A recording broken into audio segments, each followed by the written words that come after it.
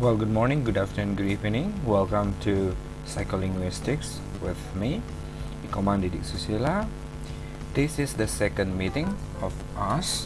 So on the first meeting, we discussed about introductions of psycholinguistics.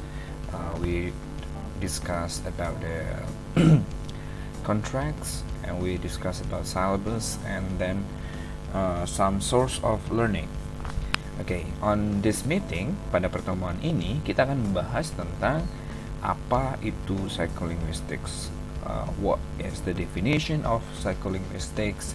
What are the characteristics of psycholinguistics? And what are the scope of psycholinguistics? Let's start it. Well, psycholinguistics is a compound noun.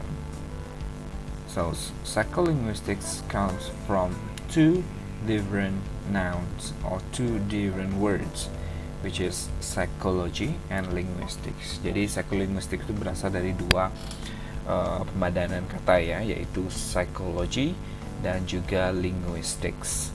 Nah, seperti yang kita tahu, psycholinguistics ini bukan kajian yang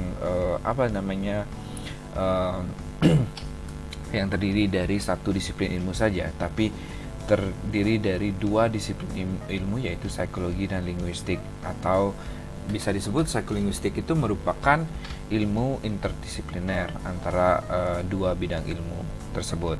Nah, psikologi itu dapat kita ketahui bersama adalah ilmu tentang kejiwaan atau ilmu yang mengkaji tentang jiwa seseorang. Sedangkan linguistik merupakan ilmu tentang bahasa. Nah, apa korelasinya? Kita bisa melihat dari kajian formil yang dikaji kedua bidang ilmu tersebut, yaitu pada bahasa. Psikologi mengkaji tentang bagaimana perilaku bahasa terjadi pada seorang ataupun individu tertentu, sedangkan linguistik sendiri mengkaji tentang struktur bahasa, bisa dilihat dari fonologinya, morfologinya, sociolinguistics atau syntactics syntax, atau bisa ke semantics atau hal-hal lainnya. Jadi intinya adalah psikolinguistik itu adalah pergabungan dari dua disiplin ilmu yang berbeda ya. Jadi pada awal mulanya istilah psikolinguistik itu mengacu pada linguistic psychology atau psikologi linguistik. Ada pula yang menyebutnya adalah psychology of language atau psikologi bahasa.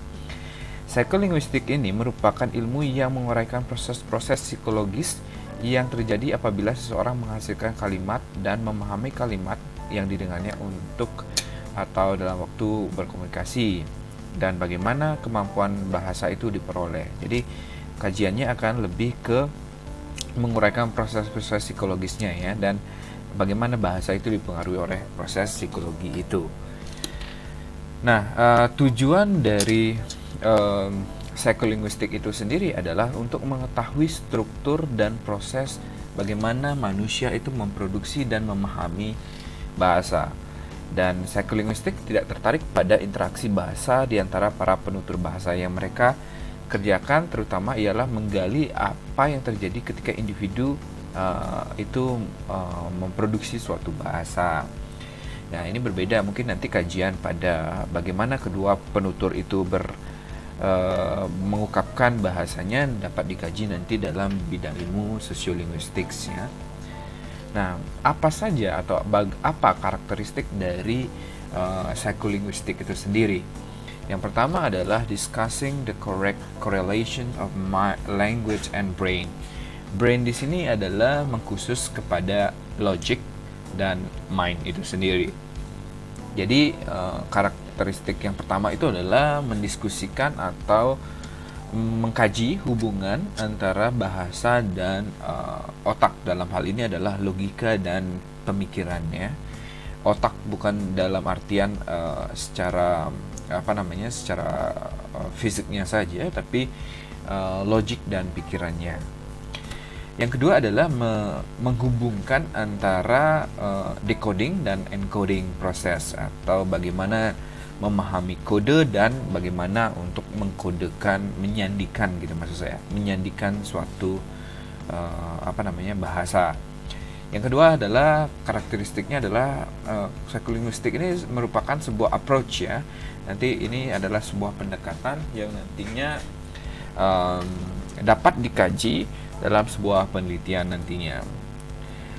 Yang selanjutnya adalah observing language competence, use and change. Jadi ini adalah mengkaji atau mengobservasi bagaimana kompetensi bahasa, bagaimana penggunaan bahasa dan juga bagaimana perubahan bahasa yang terjadi. Selanjutnya adalah proses dari speaking and listening a language. Jadi bagaimana bahasa itu diproduksi, bagaimana bahasa itu ditangkap atau nanti diproses dalam R&D-nya. Nah, itu yang menjadi kajiannya. Selanjutnya adalah language acquisition and linguistic behavior. Nah, salah satu kajian yang cukup banyak dikaji oleh peneliti adalah language acquisition ini ya. Jadi nanti kita akan juga mengkaji tentang language acquisition ini atau first language, second language acquisition. Nanti kita akan kaji pada pertemuan-pertemuan yang berikutnya ya. Yang selanjutnya adalah language atau language development of children. Jadi perkembangan bahasa anak ya. Nanti itu kajiannya tentang pemerolehannya juga. Jadi perkembangan bahasa anak seiring dengan perkembangan fisik anak gitu.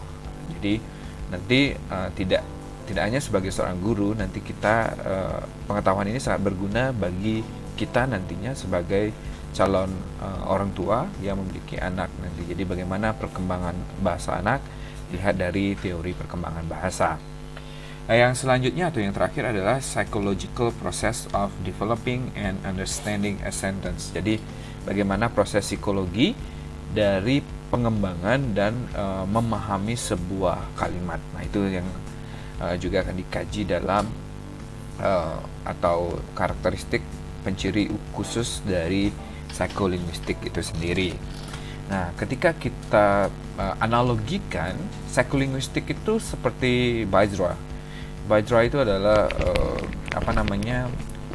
naga atau ular lebih tepatnya naga dengan 9 kepala gitu. Jadi tapi tubuhnya satu. Jadi psikolinguistik itu seperti itu, satu tubuh memiliki banyak sekali cabang-cabang yang akan dikaji dalam psikolinguistik yang kita akan bahas pada pertemuan selanjutnya, yaitu pada pertemuan 3 ya. Kita akan membahas apa saja cabang-cabang dari ilmu psikolinguistik itu sendiri. Nah, selanjutnya adalah scope of psycholinguistics. Yang pertama itu adalah kompetensi, yang kedua adalah language acquisition atau pemerolehan bahasa, yang ketiga adalah performance atau performa, yang keempat adalah verbal associations dan meaning acquirings, language process in abnormals, utterance and cognition, and language learning. Nah, itu adalah beberapa scope. Nah, untuk memahami semua scope tersebut, itu akan menjadi tugas kalian pada pertemuan ini untuk mengkaji ataupun mendeskripsikan scope-scope dari pembelajaran ataupun scope dari bidang ilmu psikolinguistik ini. Jadi kompetensi itu apa yang dimaksud dengan kompetensi? Jadi kalian silahkan jabarkan.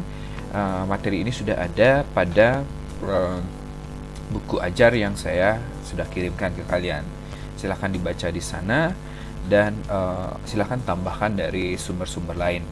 Baik, demikian perkuliahan kita atau materi yang saya ingin sampaikan pada pertemuan 2 ini. Kita bertemu lagi pada pertemuan 3 minggu depan, and have a nice day for all of you. See ya.